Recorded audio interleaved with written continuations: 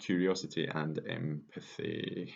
Um, I think they seem completely unrelated, but actually I think they're massively important, and I think they need to go together, particularly in the order of empathy. If you're someone who has a lot of empathy, then you need to be curious. I think probably you can do it better than the other way around. I think if you're curious, it doesn't really matter whether you're particularly empathic or not. If you're genuinely curious, then I think you can actually I think you can kind of compensate for that.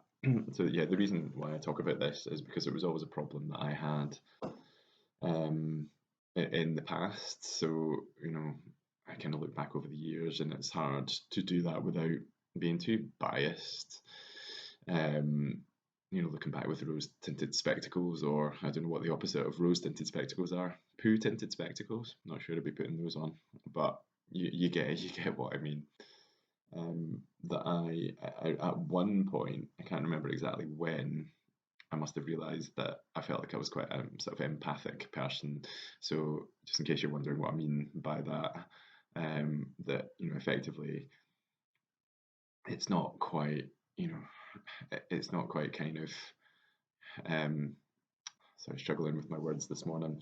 But just thinking about the differences between like sympathy and empathy. So if someone kind of comes to you and they're describing problems that they're having in their life, sympathy is kind of just adopting a kind of default position with it of oh, they're there kind of thing. Whereas empathy is actually trying to see it through their eyes, hear it through their ears, experience it in their shoes, essentially. So properly trying to understand. And some people are naturally better at it than others, and I've always felt like I am quite empathic, to the point where I used to think that I could feel what other people were feeling. But and I think that is the case. I think I definitely am. But I think what I've learned through kind of self exploration over the years with this is that um, this is an instrument that needs to be calibrated as well. I'm still a human who's prone to biases and incorrect thinking, and there's all sorts of things that can throw me off.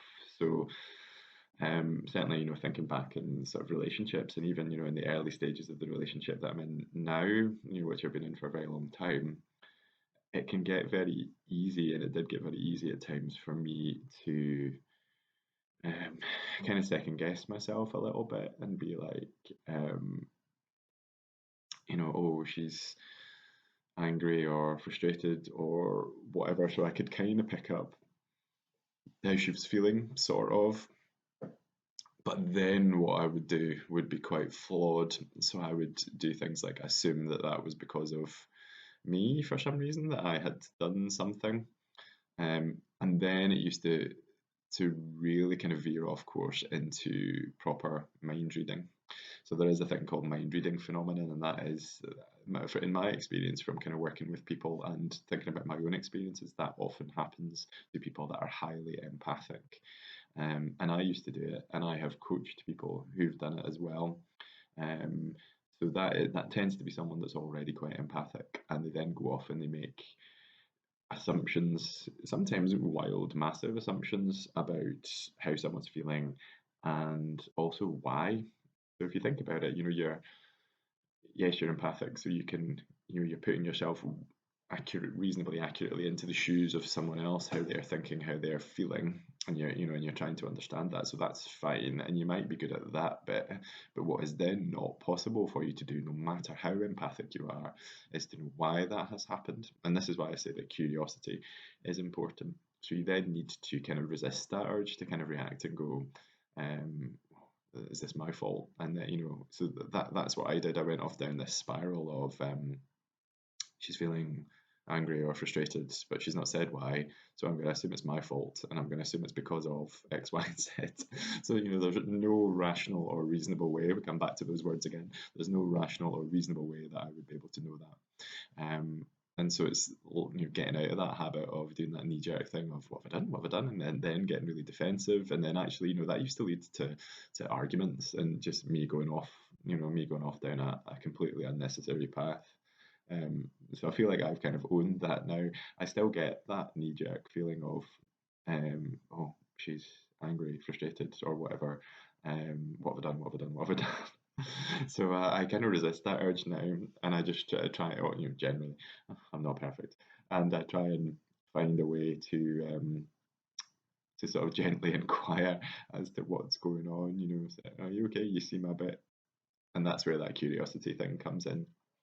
Um, and I think, just in general, curiosity is a really, really good thing to cultivate, and you can't go too far wrong whether you're a highly empathic person or not. I think if you're empathic, you use your curiosity to kind of appropriately inquire as to what's going on with that person, especially if you're someone who's inclined to want to help people to try and find solutions. I think that's something that's hopefully, I like to think most humans are like that, but I think it's particularly common when it comes to like neurodiverse brains can be quite binary when it comes to this kind of thing. So you want to know what's your role in this. Do they just want someone to listen to them, or do they want someone to try and help them? I think my default setting is to always put myself under pressure to want to try and help and solve problems, because that's what I do. I kind of that's what I've done for many years. Um, is to try and kind of I want to help and I want to help solve problems, but then sometimes that racks pressure on yourself. At times where maybe you're not feeling like you're in the optimal helping and problem solving zone. But yeah, outside of that as well, you can't go too far wrong with curiosity, and that is something that I have to work on a little bit. Because I don't think that I'm necessarily always the most open of people. I'll talk quite openly about my experiences and how I felt about things, absolutely no problem, when you get me going. But um, I do miss opportunities to inquire about other people other than the sort of reflexive things, and I know I need to be better at that. And again, I think this is a kind of neurodiverse brain thing. And it does, I think, relate back to the fact that I don't have massive friendship group or anything like that, and never have done. I've always found that quite difficult, as I've talked about in some of my other content before. But I think it is just, it's kind of how I'm wired a little bit. I find it quite hard to kind of pick up on little cues from other people. There's a difference between picking up on cues and being empathic. I think there's a bit of a disconnect there. On one hand, I'm quite good at feeling what someone else is feeling. On the other hand, I'm not always very good at picking up on cues to things. So I do need to work on being a little bit better at being curious about the people around me.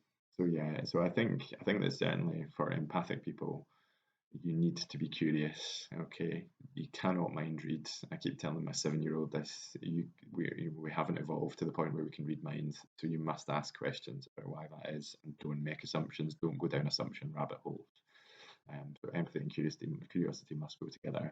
But curiosity for anyone, whether you're empathic or not, is an incredibly useful and transferable skill, and will get you out of a lot of holes, and it will make the people around you feel heard, feel valued, which is an amazing skill to have. I think, particularly when you're working in teams, and especially if you're leading teams. So if your team feels heard, then and understood, then that's going to stand you in good stead for whatever you want to do. So I think that's all I've got to say about empathy and curiosity.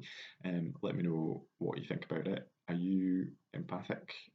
What's your curiosity skills like? Let me know if you've had any experiences with going down mind reading rabbit holes. I'll catch you in the next one.